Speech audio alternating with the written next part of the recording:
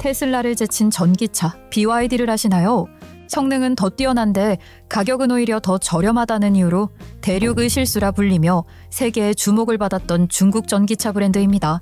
특히 5분 만에 80%까지 충전할 수 있는 메가와트 플래시 충전기는 테슬라보다도 한 발 앞선 기술이라는 평가를 받기도 했죠. BYD는 기술, 가격, 시장 점유율 세 박자를 모두 갖춘 중국이 낳은 세계적인 전기차 브랜드가 될 거라는 기대를 한몸에 받았습니다.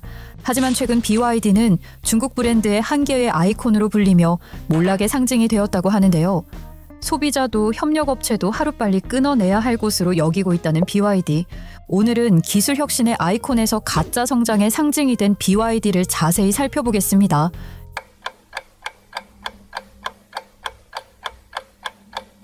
BYD는 자동차, 전자부품, 배터리 등을 생산하는 중국의 다국적 기업입니다. 그중에서도 전기차와 배터리 기술 분야에서 특히 뛰어난 성과를 거두었죠. 대표적인 기술이 메가와트 플래시 충전기입니다. 무려 5분 만에 배터리 용량 80%를 채울 수 있다는 충전기 덕분에 BYD는 전기차의 한계를 극복한 브랜드로 여겨졌는데요. 차량 자체로도 경쟁력이 충분해 보였습니다. 소형 전기 SUV인 아토3는 보조금 적용 시 2천만 원대로 구매 가능하다는 경쟁력을 앞세운 겁니다. 프리미엄 모델인 덴자제트 역시 유명 브랜드들과 비교해도 손색 없어 보였습니다. 그 결과 BYD는 2023년에는 한 해 동안 413만 대의 차량을 판매하며 테슬라를 제치고 전 세계 전기차 판매량 1위에 올랐는데요. 성장률로 보면 더 놀라운데요.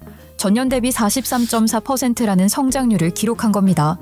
같은 해 테슬라는 오히려 마이너스 1.1% 역성장하며 언론에서는 BYD가 테슬라를 넘었다라는 헤드라인이 연일 쏟아졌습니다. 주식시장에서도 BYD의 상승세는 멈출 줄 몰랐습니다. 2024년 BYD의 시가총액은 130조 원이었지만 올해 상반기 60%나 상승하며 210조 원까지 달했는데요. 전기차 시장을 주도하는 브랜드가 바뀔 것처럼 보였습니다. 하지만 그 화려함은 오래가지 못했습니다. 그동안 감춰져 있던 BYD의 문제가 한 번에 터진 겁니다. 미지급 어음만 76조 원, 추정되는 재고도 350만 대에 육박하며 대형 딜러 매장들은 예고도 없이 하루아침에 문을 닫아야 했습니다. 딜러들은 버티지 못해 무너졌고 협력업체들은 1년 가까이 대금도 받지 못한 채 어음을 돌려막고 있습니다. 한 부품사는 먹튀 사건이라며 BYD를 강하게 비판하기도 했는데요. BYD 딜러 매장 내부에선 임금 체불까지 벌어졌고 정부가 개입해도 소비자 피해에 대한 실질적 보상은 지연되고 있는 실정입니다. 해외 시장에서도 BYD의 몰락은 심각했습니다. 한국에서는 보조금 탈락, 출고 지연 문제가 이어졌고 다른 국가에서도 팔리지 않은 차량이 중고차로 둔갑해 유통되었죠. 그야말로 기술도 판매도 시스템도 모두 무너져 내린 겁니다. 한때 세계 최고의 전기차 그룹이 이렇게까지 몰락하는 데 걸린 시간은 고작 1년 남짓이었습니다. 처음부터 무리한 구조 위에 쌓인 성장이었다는 뜻이죠. BYD는 차량을 팔기 위해 무리해서 생산량을 늘렸고 필요한 부품은 협력업체에서 공급받았습니다. 하지만 협력업체에게 지급할 연금은 부족했죠. 그때 선택한 방식이 바로 딜앤 어음 시스템입니다. 딜앤은 BYD가 도입한 장기 어음 기반 결제 구조인데요.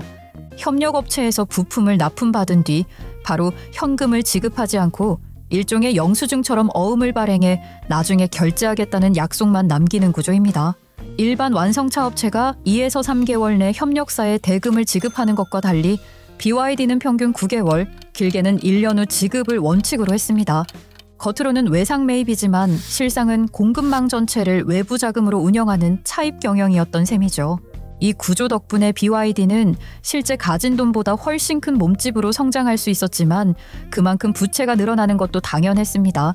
실제 블룸버그는 BYD의 실질 부채가 약 62조 원에 달한다고 분석했습니다. 다른 외신들 역시 BYD가 협력업체에 지급하지 않은 어음만 약 76조 원에 이른다고 보도하기도 했는데요. 그래도 이때까지는 어음으로 돌려막으며 성장하는 척은 할 수 있었습니다. 하지만 재고가 쌓이고 판매가 주춤하면서 어음을 막을 현금마저 바닥난 순간 BYD는 마침내 숨겨왔던 위기를 시장에 드러낼 수밖에 없었습니다. 2025년 BYD는 주력 모델 22종의 가격을 최대 34%까지 인하하며 사실상 출혈 세일을 시작한 겁니다.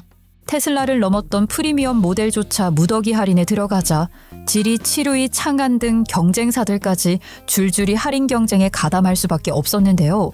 중국 전기차 시장 전체가 치킨 게임의 전장이 된 겁니다.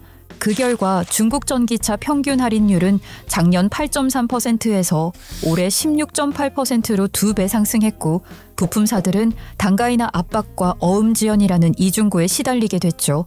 결국 2025년 6월 중국 당국이 긴급히 완성차 업체들을 불러 가격 전쟁을 중단하라는 공식 지시까지 내리게 됩니다. 이 같은 출혈 경쟁에 제일 먼저 무너진 건 유통망이었습니다.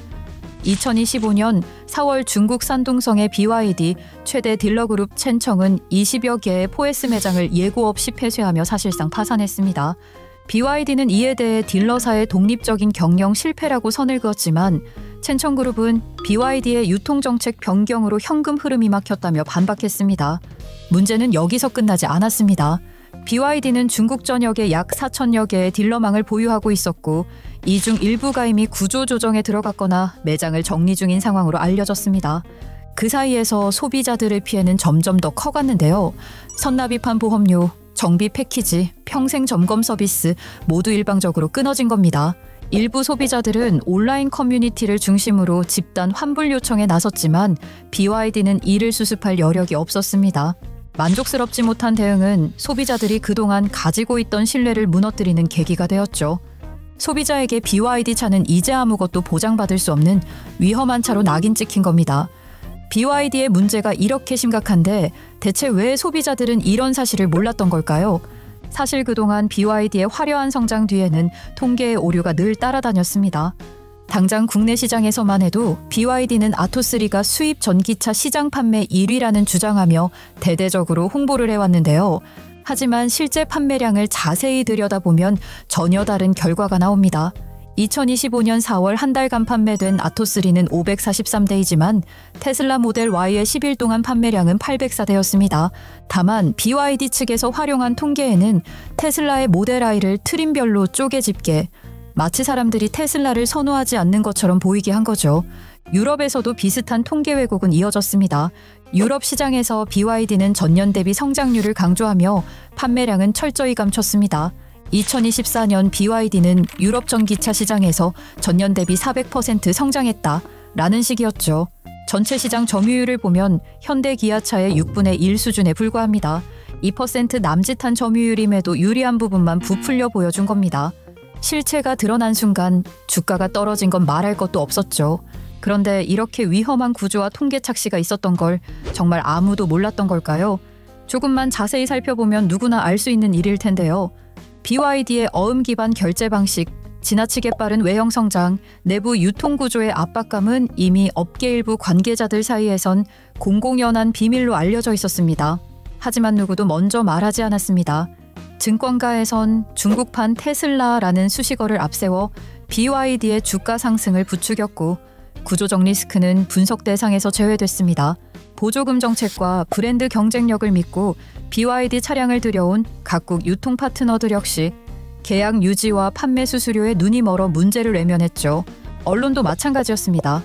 BYD가 낸 보도자료를 그대로 인용하며 긍정적 기사만 쏟아낸 겁니다. 결국 소비자가 피해를 입고 딜러망이 붕괴되며 부품업체들이 줄도산 위기에 몰린 뒤에서야 사태 의심각성이 언론을 통해 알려지기 시작했죠. BYD의 몰락은 단지 내부의 구조적 실패 때문만은 아니었습니다. 그 구조를 애써 외면했던 수많은 이해관계자들의 집단적 침묵이 위기를 더 깊고 길게 만들었던 셈이죠. 물론 아직 모든 게 끝난 건 아닙니다. BYD도 위기 탈출을 위해 직면한 문제를 차근차근 해결하려 하고 있습니다. 우선 BYD는 가장 큰 원인이 된 유통구조와 결제 방식에 대한 개편부터 나섰습니다. 중국 당국의 압박과 공급망 반발에 직면한 BYD는 최근 어음 결제를 60일 이내 현금 지급 방식으로 전환하겠다고 약속했죠. 이미 늦긴 했지만 그래도 기존보다 3배 이상 빠른 속도로 협력업체에 돈을 돌려주겠다는 뜻인데요. 무너진 딜러망에 대해서도 일부 지역에서 직영 모델을 시범 운영하거나 생존한 딜러들에게는 추가 지원책을 제공하는 방식으로 균열 복구에 나서고 있습니다. 글로벌 전략도 조정 중입니다. 판매보다 브랜드 신뢰 회복에 집중하며 차량 가격 인하 대신 품질 개선과 AS 체계 보완에 주력하겠다고 밝혔습니다. 특히 한국, 유럽 등 주요 해외 시장에선 전용 인증센터, 부품 유통망 확대 같은 신뢰 회복 조치도 점진적으로 도입하고 있죠. 게다가 BYD는 여전히 세계 최고 수준의 배터리 기술력을 보유하고 있습니다. 메가와트 충전기 같은 혁신 기술은 분명 전기차 산업 전체에 긍정적 자극을 준 것도 사실이니까요. 전기차 시장의 기대주에서 구조적 위기의 상징이 된 BYD. 한때는 기술로 미래를 선도하던 브랜드였지만 지금은 신뢰를 회복하는 것이 가장 큰 과제가 되어버렸습니다. 어쩌면 이 브랜드는 지금 과거의 빠른 성공보다 훨씬 어려운 느린 회복의 시간을 지나고 있는지도 모릅니다. 무엇보다 가장 큰 과제는 소비자의 신뢰 회복이겠지만요. 오늘 영상이 유익하셨다면 구독과 좋아요, 알림 설정도 잊지 말고 부탁드릴게요. 다음 영상에서 더 흥미로운 내용으로 찾아뵙겠습니다. 오늘도 시청해주셔서 감사합니다.